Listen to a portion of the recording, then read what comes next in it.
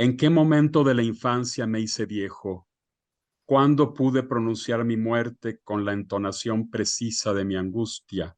¿Fue quizá por la pupila de mi madre cuando vi la claridad de su silencio, o tal vez por la tristeza de un juguete que miraba las paredes con mis ojos? ¿Acaso fue la soledad tan muda de un zapato en una esquina, o el enorme desabrigo de un cadáver en la calle? ¿Cómo es que en una noche se desnucan 9 años? ¿Y cómo es que el pulso niño, los trazos leves de sus iris cambia? ¿En qué momento se fractura el universo en nuestro nombre? Buenos días, esto es Grandezas de Lilliput, un espacio y un tiempo para las artes y las letras. El fragmento que acabo de leer pertenece a la sonatina de insomnio del poeta mexicano Mauricio López Valdés, a quien hoy tenemos con nosotros. Él es autor de Retales de un viejo lobo de Amar y también de la sonatina de insomnio, entre otros libros, y también es editor, autor de un manual de edición. Hurgando en mi biblioteca descubrí este libro del que ya me había un poco olvidado, que se titula Animales Distintos, es una muestra de poetas argentinos, españoles y mexicanos nacidos en los años 60. Curiosamente, aquí en esta antología estamos Mauricio y yo, que pertenecemos a la misma generación. Ambos nacimos en 1964. Mauricio con unos meses de anticipación, ¿verdad? Te anticipaste un poco a mí. Y pues nos conocemos ya desde hace mucho tiempo, hemos participado en proyectos y pues lo tenemos aquí ahora con nosotros. Muchas gracias, Mauricio, por aceptar la invitación para hablar de tu poética, de tu concepción de la poesía, ¿no? De lo que es para ti la poesía. ¿Por qué retales de un viejo lobo de Amar? Los retales son como trozos de tela, ya sobrantes. ¿Qué quieres decir? ¿Es tu antología de poemas de 1988 a 2017? Estamos hablando de una muy buena cantidad de años de labor poética. Sí, sí, bueno, en principio buenos días y gracias a ti por la invitación. Eh, Retales porque son finalmente un poco como aquellos fragmentos de un discurso amoroso de Barthes, Ajá. o estos fragmentos que en la memoria y la conciencia son los que más te están presentes, pero que no es una estructura continua, sino que son esos fragmentos de vida, ¿no? Amorosa que fui reuniendo ahí, ¿no? Que finalmente, bueno, la vida también es una especie de línea discontinua, ¿no? Como que Claro. nos estamos moviendo en muchos ámbitos, desempeñamos distintos papeles, no somos el mismo siempre, y constantemente estamos cambiando de papeles, de escenarios, de circunstancias. Ujú. Entonces es un poco esto como los retales de la misma vida, pero yo Sí. noto en tus dos obras, en Sonatina de Insomnio y también en bueno, en la antología, una preferencia también por el tema erótico amoroso. ¿Tú crees que sea una manera de poetizar la vida o es nada más un fragmento de lo que es el escritor como tal, uno de sus muchos retales, uno de sus múltiples retales? ¿Por qué darle preferencia, digamos? ¿Por qué enaltecer o glorificar o poner en primer plano en muchos de tus poemas el tema erótico amoroso? Bueno, porque creo que confluyen entre los... Hay como temas que todos los poetas, tú también, son como ontológicos, ¿no? Son de estos lugares comunes en ese sentido, de la vida, ¿no? Y creo que tanto la vida, la conciencia de vida, la conciencia de muerte, se manifiestan, al menos en mi biografía, se manifiestan mucho en el amor, ¿no? Esta impronta bodeleriana de mi adolescencia, y también batailiana, del vínculo entre la muerte, entre Eros y Thanatos, ¿no? Ujú, La muerte y el amor, ¿no? El amor en todas sus manifestaciones, ¿no?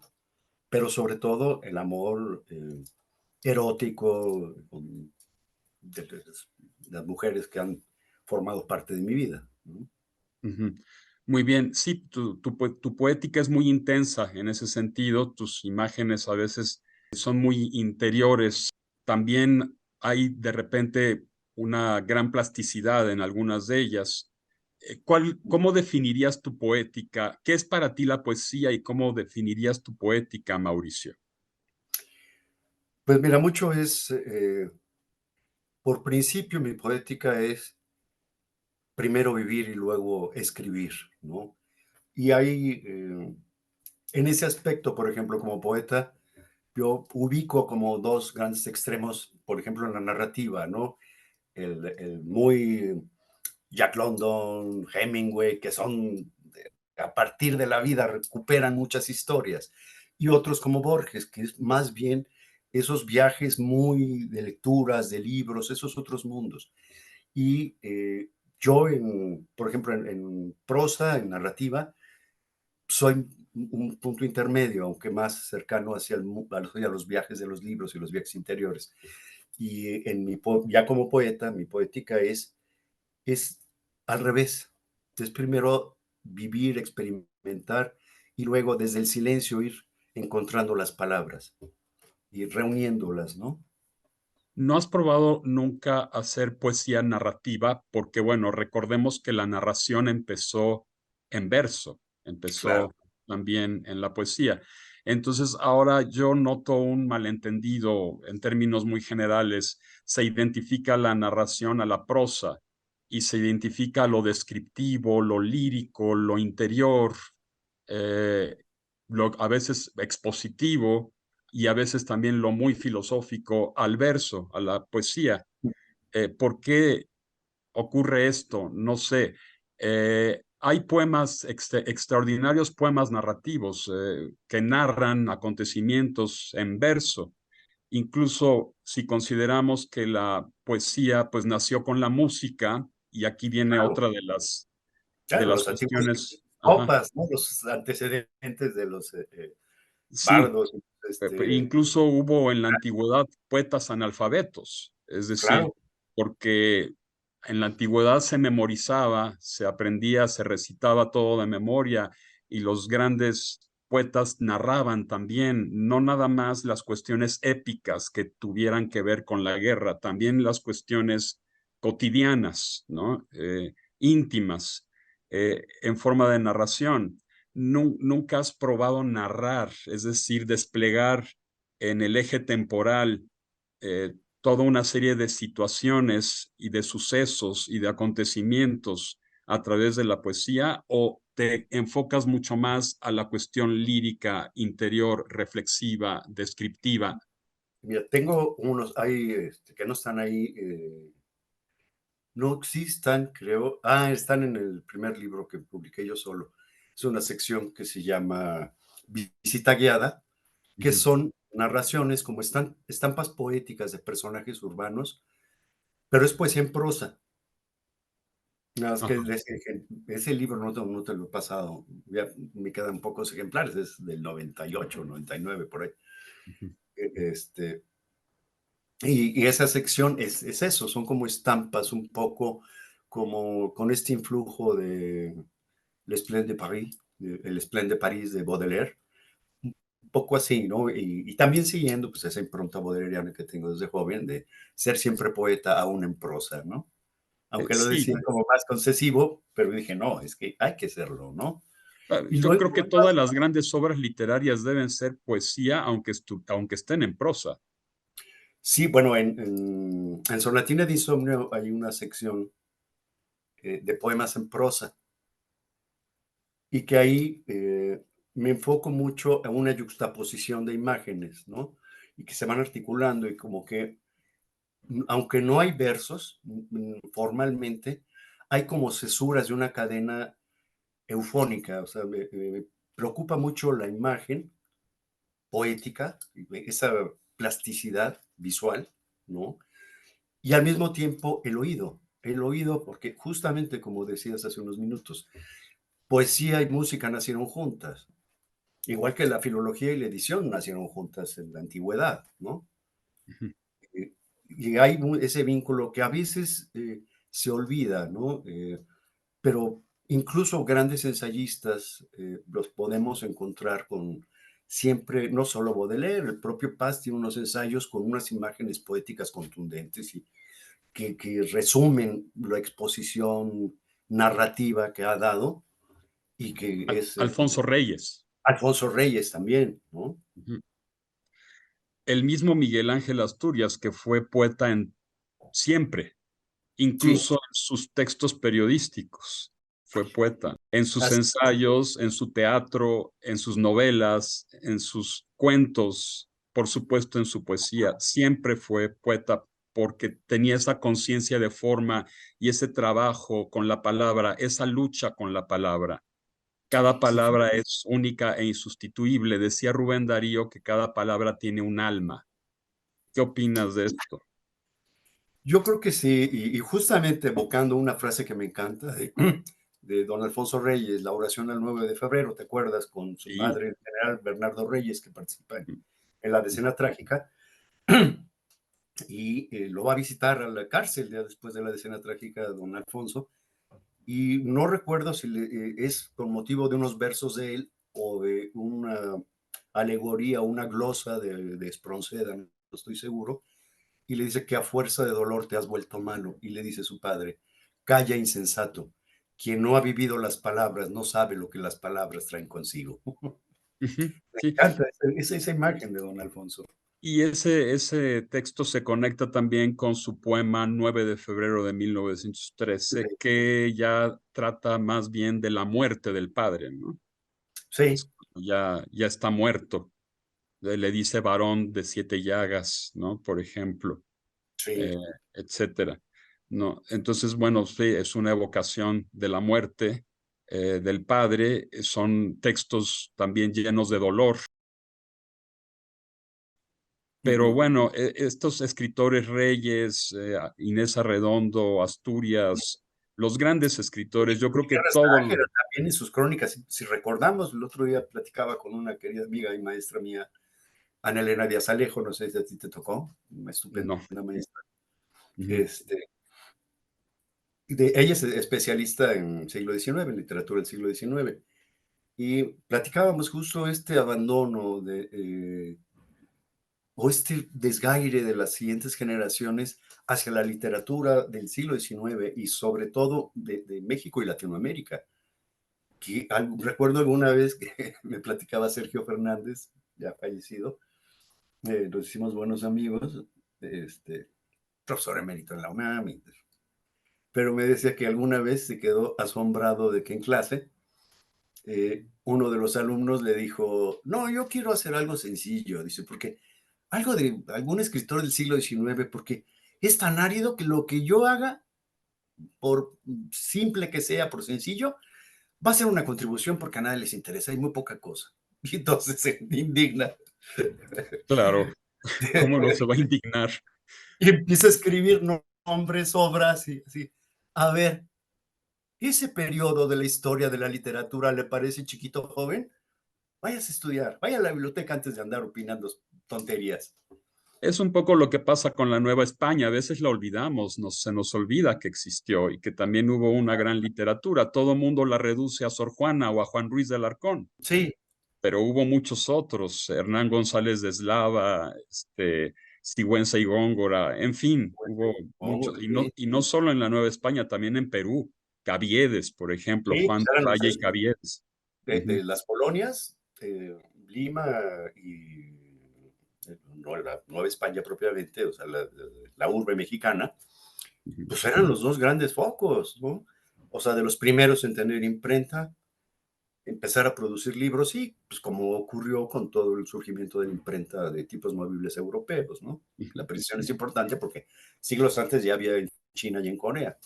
claro. pero no tuvo mucho éxito porque pues, los ideogramas de esas escrituras de Asia no lo hacían tan eficiente como las escrituras alfabéticas, ¿no? Sí, y bueno, como dice McLuhan, pues en China quedó relegado más bien al ámbito básicamente religioso, elitista, no tuvo grandes repercusiones, ¿verdad? La imprenta y todo eso. Mientras que Pishing ya fue el creador cuando del la internet adaptó, cuando la en China, adaptó Gutenberg al alfabeto latino, pues sí tuvo repercusiones notable. impresionantes. Por ejemplo, la oralidad se va perdiendo, lo cual Sí. es grave también, porque como ya hemos dicho, la poesía surge con la música y es ante todo sonoridad, es melopea, es música. Cada palabra tiene un sonido distinto, por lo tanto, aunque utilice sinónimos, no va a ser lo mismo, no va a tener el mismo efecto eh, Claro. sonoro. Entonces, esta selección de la palabra por el sonido, por su forma, y no solo por su contenido, ¿no? O por lo que quiere expresar, pues es típico de la creación poética de los grandes poetas. Si consideramos la palabra poeta como creador, o como diría Borges, hacedor, porque Hacedor, la palabra proviene de poiewo, que significa crear. crear. Entonces, un gran creador puede hacerlo en prosa, puede hacer una novela, puede hacer un cuento. No me refiero a los artesanos de la literatura, sino a los artistas. Ujú. No a los que se fundamentan en esquemas, sino a los que tratan de buscar una voz propia, ¿no? Sí. Sí, que eso hay, pues, siempre, cada generación literaria de todos los países hay más como lo defines acertadamente, a mi parecer, los artesanos, y que son más como orfebres, más de taller literario, más de ir trabajando, pero no llegan a ese nivel de estos alcances. Pero si nos vamos a la escultura de, por ejemplo, las de Fidias, a ya lo que fue Miguel Ángel, Leonardo, Rafael, Sancho, Rafael, ¿no? Michelangelo, en lo que es la escultura renacentista italiana, es otra cosa. O sea, ese dominio de la techné, de la técnica, del oficio, ya tiene una visión, una percepción ya más íntima. Y es cuando surge la individualidad en la pintura y en la escultura, es en el Renacimiento cuando ya surge la individualidad artística en esos ámbitos, que existía ya en la literatura, gracias en buena medida, sobre todo ya en términos, por ejemplo, del derecho autoral y la figura de la creación literaria, la escritura, como una actividad profesional. Porque antes, pues, recordarás que pues era el puro reconocimiento y la fama hacia el escritor o el filósofo, ¿no? En cambio, ya a partir del siglo XVIII, y en buena medida por este pleito entre los libreros de París y de Londres, que no había control sobre las ediciones, las primeras ediciones, y digamos que se hacían ediciones piratas, entre comillas, porque pues eran copias muy cínicas, ¿no? Por este rollo de los privilegios, que era la licencia del permiso de exclusividad para publicar las obras de un autor, ¿no? Ujú. Y es Diderot quien dice, pero a ver, ¿qué más íntimo hay? ¿Qué bien más preciado puede tener un ser humano que sus ideas y sus palabras? Y empieza a decir, a dar el argumento, dice, yo puedo ponerme de acuerdo con mi librero editor para que y yo pueda seguir creando mi obra. Y eso no me lo pueden estar robando, ¿no? Y ahí empieza la figura, y de hecho, los dos fundamentos del debate de entonces, ¿no? Sobre y que dieron origen a los derechos morales y patrimoniales, pero es a partir de ese reconocimiento ya de la actividad intelectual como una profesión que requiere remuneración para mantener al artista, al creador, dedicado a su producción. Claro, no como muchos gobiernos que consideran que eso no vale la pena, ¿verdad?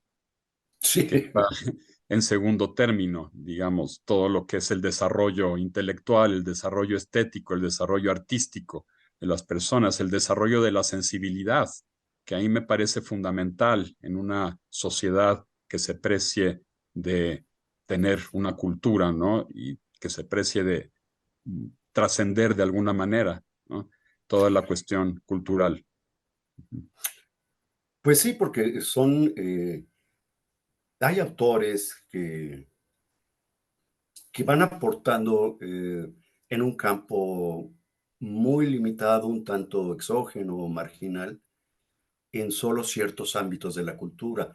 Y hay otros que tienen un mayor impacto y que ahí yo creo que se trata, como los definía Foucault, son grandes generadores de discursividad, ¿no? Ajá, exacto. Pensemos en autores como Borges, como Paz, que han generado muchísima discursividad de estudios, y, Ujú, sí. pero bueno, Marx, Freud, ¿no? Y bueno, Mauricio, yo noto, sobre todo en Sonata de Insomnio, que es tu otro libro, un Ajá. gran influjo de la música. Por ejemplo, algunas partes, esta se llama, por ejemplo, le pones grave sostenuto. Un poco me recuerda a Yáñez, que también en la creación le pone nombres de capítulos, presto, allegro, allegro ma non troppo, todos estos términos musicales.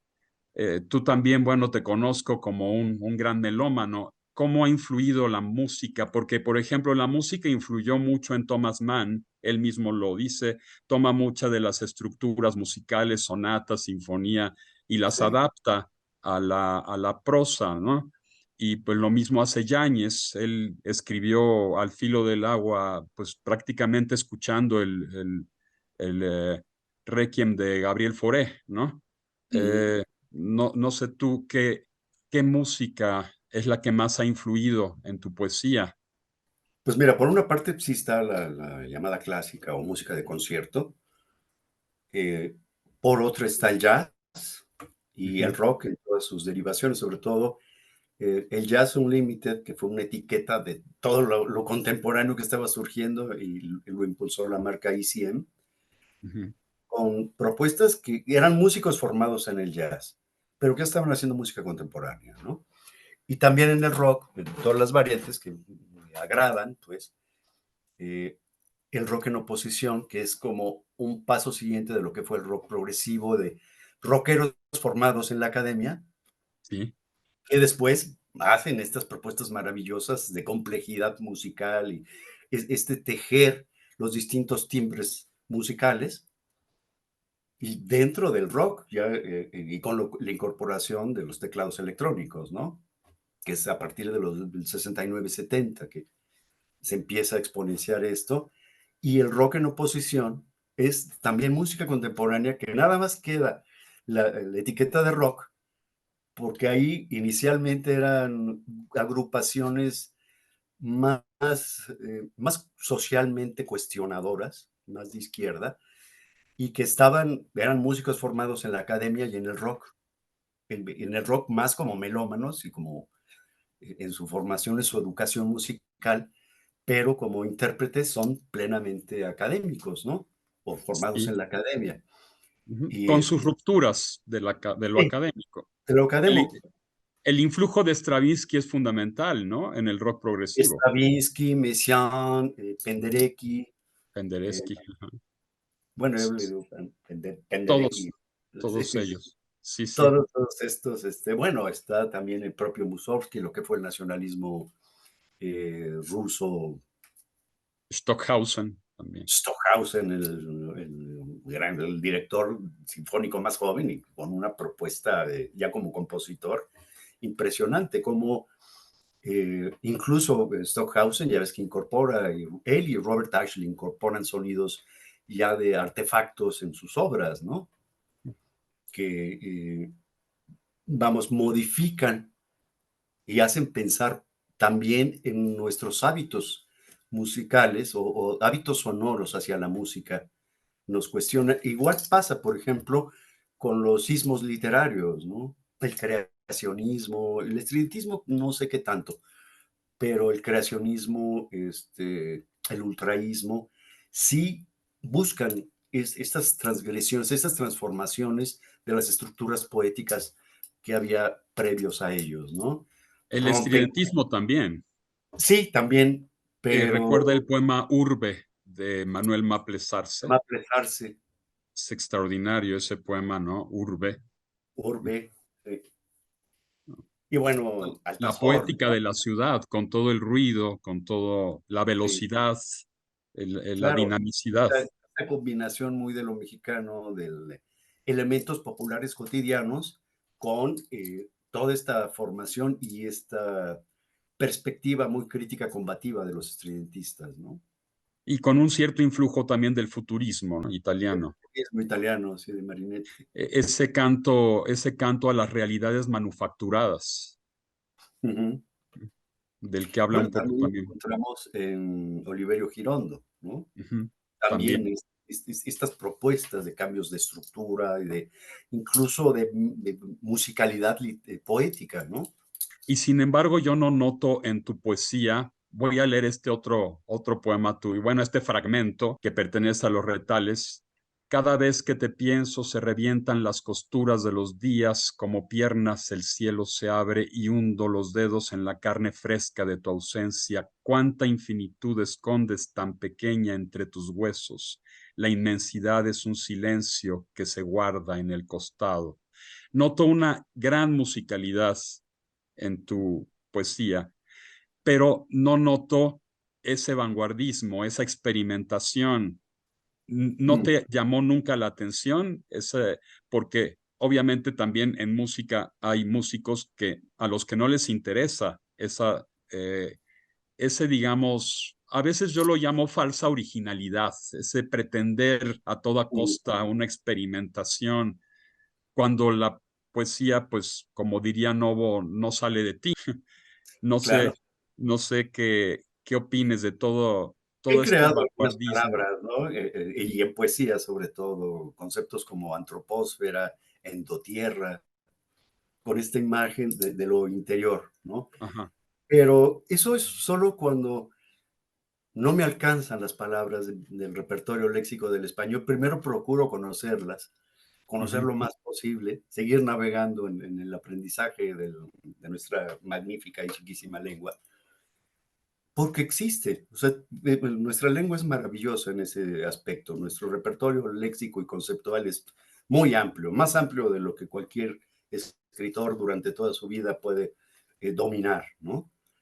Y entonces cuando sí ya no encuentro, o sea, cuando ya me encuentro en la frontera de lo inofable, porque no hay las palabras conocidas, entonces es cuando recurro, pues, pero no como un acto intencional para llamar la atención, o no. Y por ejemplo, lo que sí experimenté es en esta sección de, de sonatina, te digo, ya no me acuerdo cómo se llama, porque a lo largo del proceso, esta sección que son poemas en prosa, es Contrapunto en Duerme Vela. Otra vez la Anda, música. ves que el Sonatina de Insomnio está justamente dividida, pero me basé más en las sonatas a partir de Beethoven. Antes Ujú. eran de 3 movimientos, y Beethoven empieza a incorporar sonatas de 4 movimientos, ¿no? Entonces sí, cada sección tiene un tempo, pues como ocurre con la música, ¿no? Este tipo de obras. Y aquí en el contrapunto en Denmevela, sí, son poemas en prosa, ¿no?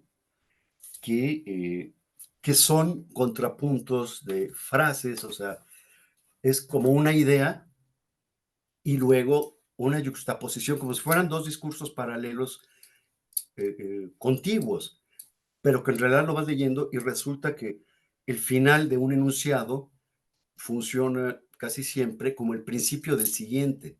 Entonces hay como esa concatenación y al mismo tiempo cierta independencia de esos registros poéticos musicales, como en el contrapunto musical, ¿no? Como en ese diálogo de dos instrumentos, dos registros tonales y melódicos. Sí, yo lo que te decía es que, bueno, independientemente de la creación de nuevos conceptos o de nuevas palabras, que, bueno, ya lo había hecho Huidobro, incluso Alfonso X el Sabio también llega a crear de repente palabras a base de la unión de determinados morfemas, ¿no? y las posibilidades del español son prácticamente infinitas. Podemos crear verbos a partir de sustantivos, podemos jugar mucho, bueno, todo lo que es la función lúdica del lenguaje y la función lúdica de la literatura son prácticamente infinitas. Pero más allá de eso, tu poesía es muy musical, es decir, Mm. no rompes las estructuras gramaticales, no las alteras, puedes incorporar una palabra por necesidad, una palabra nueva, un neologismo por necesidad, ¿no? Pero por una necesidad musical. Eso es lo que yo noto. Ajá. Sí, en gran medida es eso, porque también es otro aspecto que se ha descuidado, por lo menos en la literatura de finales del siglo XX y principios de este. Como que ya ha predominado más la orfebrería del verso o del discurso y no ese vínculo, esa conmoción. Para mí, un buen poema debe ser como una imagen que te impacta, te recuerda, se introyecta en tu propia historia personal y ya después lo vas evocando, interiorizando cada vez más y comprendiendo. Y a veces sufriendo más porque te mueven muchas cosas, ¿no? Es tu historia personal. Pero si no hay ese impacto, ese primer contacto de conmoción con un poema, a mí vamos, no es una poesía que me agrade, ¿no? Ni como lector ni como escritor. Por eso se dice que las grandes obras de arte dejan huella. De alguna manera nos hacen volver a la realidad, no nos evaden de ella, sino que nos hacen volver a la realidad, pero de una manera mucho más compleja, más enriquecida, más rica en todos los aspectos. Enriquece la realidad. El arte, la literatura, enriquecen la realidad. Esto es lo que no tienen en cuenta muchos de nuestros politiquetes, ¿verdad? Que no le Sí. dan presupuesto a la cultura, al arte, eh, no les Pues interesa. Ujú, bueno, ¿de dónde viene esa frase de no lo hace por amor al arte? ujú. Gratuitamente o de okis, como también se dice, ¿no?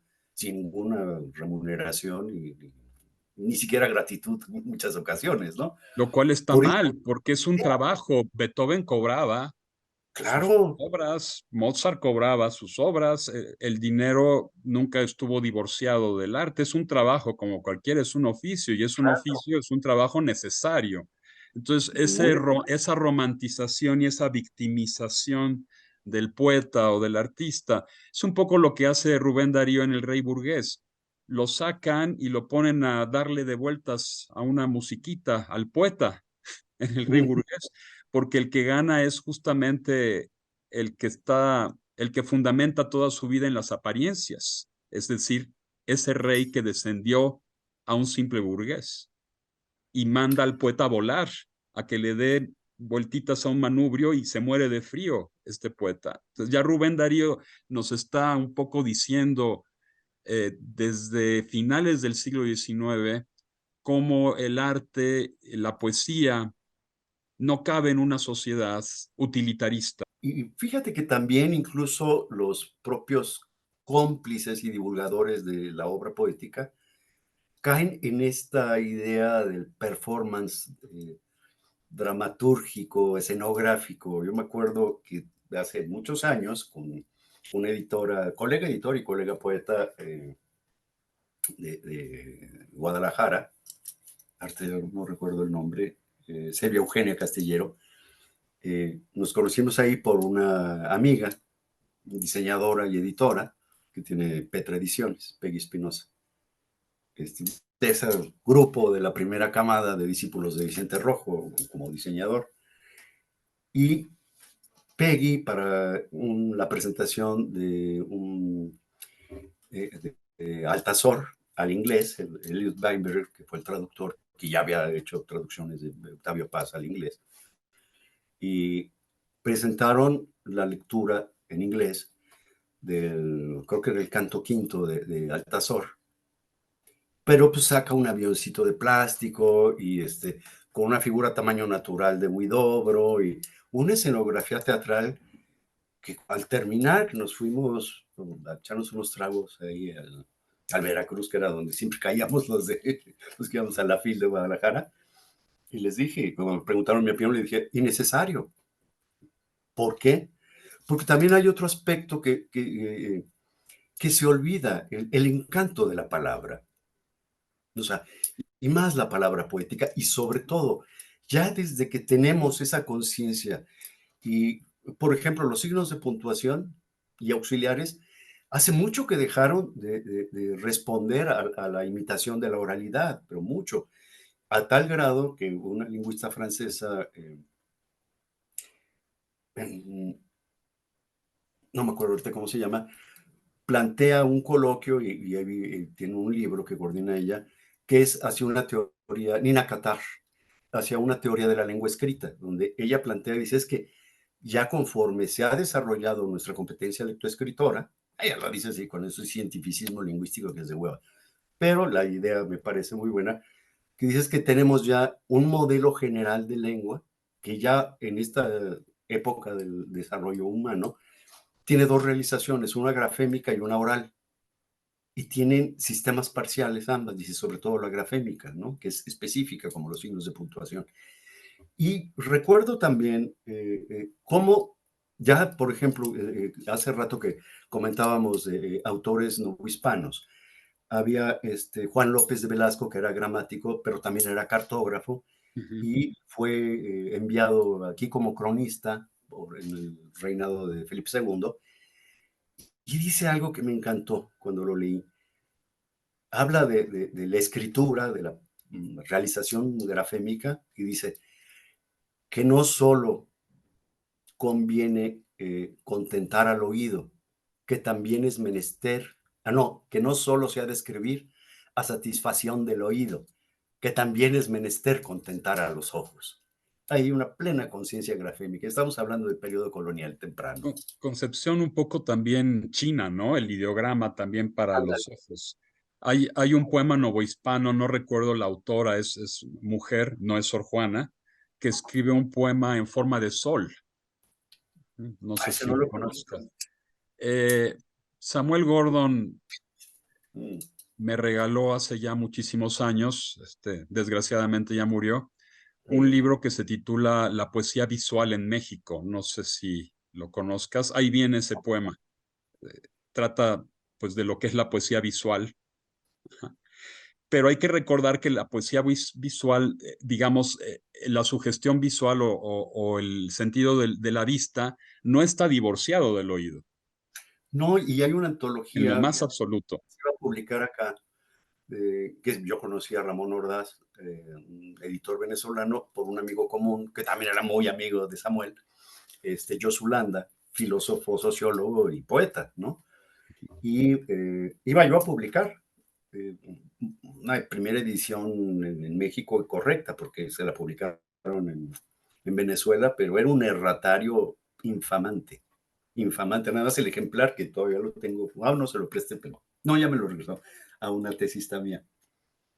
Bueno, cuando todavía podía yo dirigir tesis, porque ahora ya soy el extranjero en mi casa, como diría Paz, Así ya no pasa. puedo tener labor académica en la facultad por no estar activo como profesor.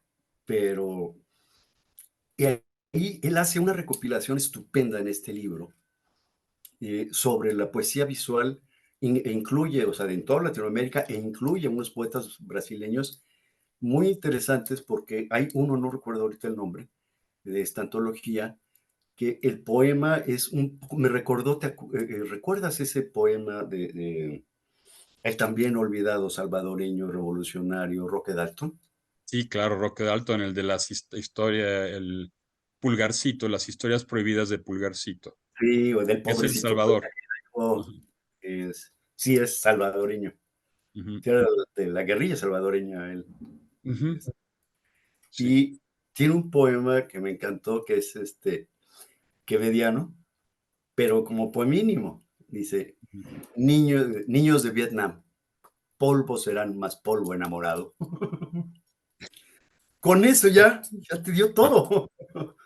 Y, sí. y este cuate también maneja el título y es un mapa del continente americano y le pone físicamente Imagínate, ejemplar por ejemplar, ponerle un curita hecho a la medida de la imagen en todo lo que era ese norte de Sudamérica que atravesaba Brasil, ¿no? Ujú. Y no me acuerdo el título del poema, pero ese es como el anclaje y el discurso es plenamente visual, pero con toda la carga polisémica que conlleva, ¿no? Sí, Que me toda la... parece que también un planteamiento muy atractivo, ¿no? Ujú. Sí, con toda la polisemia, decías, ¿no? Que lleva el Sí, discurso visual, no solo... Es que son las dos cosas, es auditivo y es visual. y es visual. Ahora hemos reducido todo, según el planteamiento de McLuhan, a lo visual, a leer Sí, en silencio, ¿verdad? sí, Pero bueno, la gran poesía resiste una lectura en voz alta, las grandes novelas también, los grandes cuentos resisten lecturas en voz alta y deben pasar por el oído. sí. Sí, es ¿Y que no tú son no has tratado poesía visual? ¿No has incursionado en...? no, no, yo voy más por lo musical Ujú, y es más mi impronta. Digo, me gusta mucho las artes visuales. Durante casi 20 años hice libros de mesa y de arte, pues, ¿no? ujú, Tanto académicos como más de divulgación. ujú. Pero, eh, pero no, o sea, no he incursionado en Bien, mi poética, pues, ¿no? En mi poética es más musical, ¿no? Quizá en ese sentido más primigenia, ¿no? Más en este origen de la sonoridad de la poesía y de la música y de cómo es a partir del sonido que vas construyendo y descubriendo tu mundo interior, ¿no? Y es muy bien. esa frontera, ¿no? De la intimidad y la extimidad, como refería Lacan, ¿no? Ese límite entre el yo interior y el yo hacia afuera, hacia lo colectivo, ¿no? Ujú.